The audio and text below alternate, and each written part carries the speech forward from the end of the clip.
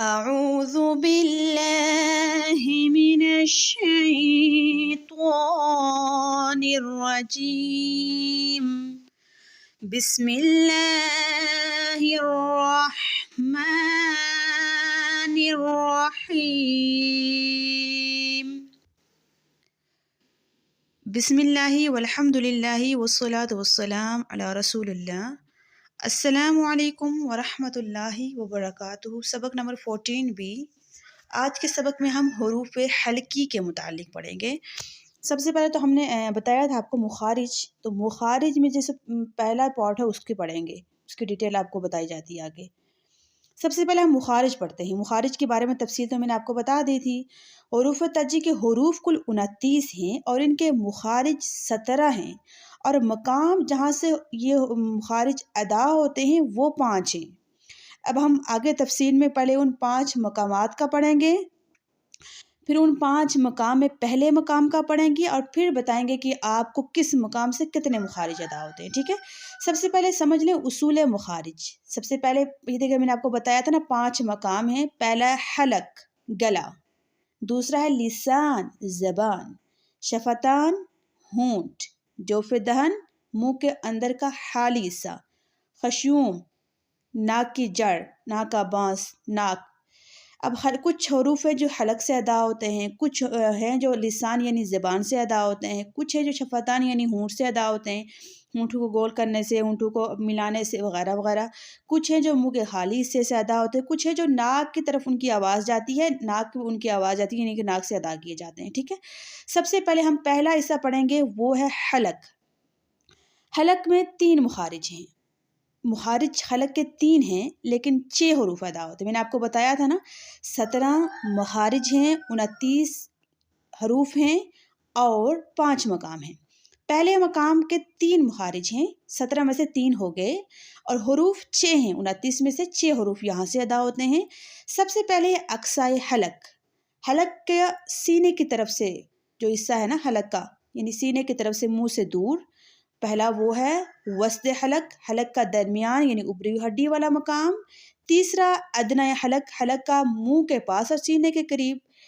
اب آگے ہم پڑھیں گے کہ جو اقصائے حلق ہے وہ اسے کون سے لیٹر سے ادا ہوتے ہیں۔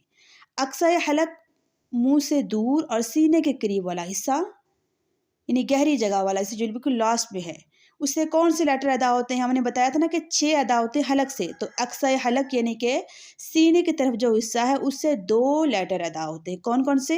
حمزہ اور ہا، یعنی کہ اس کو حمزہ نہیں پڑھنا، ہا نہیں پڑھنا، کچھ بھی نہیں کرنا۔ اگر تو ہمارا یہ لیٹر سینے سے ادا ہو رہا ہے تو مطلب کہ ہم ٹھیک پڑھ رہے ہیں، نہیں تو ہم غلط پڑھتے ہیں، ٹھیک ہے۔ کیسے ہم نے یہ چیک کرنا ہے؟ سینے پہ ہاتھ رکھ کے آپ نے چیک کرنا ہے، تو کیسے ادا کرنا ہے ہم نے؟ حمزہ اور ہا۔ آگے ہے وسط حلق۔ حلق کا درمیان والا حصہ یعنی ابری ہوئی ہڈی کی جگہ، یہاں سے بھی 2 لیٹر ادا ہوتے ہیں۔ 6 میں سے 2 تو ہم نے اقصائے حلق میں پڑھ لیے، اب 2 ہم یہاں پر وسط حلق میں پڑھیں گے۔ یہ 2 کون سے ہیں؟ عین اور حا، یعنی عین اور حا ہم نے کہاں سے ادا کرنے؟ گلے کے درمیان والے حصے سے۔ ہر حروف کا اپنی اپنی جگہ ہے، تو اس طرح عین اور حا اگر کیسے پڑھنا ہے ہم نے اس کو؟ عین حا، یعنی گلے کے درمیان والے حصے میں خارش لگنی چاہیے۔ تیسرا پارٹ ہے ادنائے حلق۔ حلق کا منہ کے پاس سینے کے قریب والا حصہ کون سا ہے؟ یہ جو زبان اینڈ ہو رہی ہے جو پہلا پارٹ ہے، غین اور خا، یہاں سے یہ 2 پارٹ ادا ہو رہے ہیں۔ سب سے پہلے ہم نے پڑھا حمزہ اور ہا سینے کی طرف سے ادا ہوتے ہیں، عین اور حا وسط حلق سے ادا ہوتے ہیں یعنی حلق کے درمیان والے حصے سے، اور غین اور خا گلے کے پہلے حصے سے ادا ہوتے ہیں۔ یہ ہیں حروف حلقی، حلق سے ادا ہونے والے 6 حروف اور 3 مخارج۔ اب ہم تھوڑی سی اس کی پریکٹس کر کے دیکھتے ہیں۔ قل هو اللہ احد، اب یہاں پر کوئی پڑھے گا نا قل هو اللہ احد، قل هو اللہ احد، غلط، ہا ہے یہاں پر، ہا نہیں ہم اسے پڑھ سکتے، خوا نہیں پڑھ سکتے، کیسے پڑھنا ہے؟ قل هو اللہ احد، اس پر حمزہ بھی ہے۔ آگے الرحمن حا، غیر المغضوب غین، نعبد عین، خالدین خا۔ سب سے پہلے ہے ہا، قل هو اللہ ہا کو سینے کی طرف سے ادا کرنا ہے۔ احد میں ہا ہے، اس کو کیسے ادا کرنا ہے؟ اس میں بھی حمزہ کو سینے کی طرف سے ادا کرنا ہے، کیونکہ حمزہ اور ہا دونوں سینے کی طرف سے ادا ہوتے ہیں۔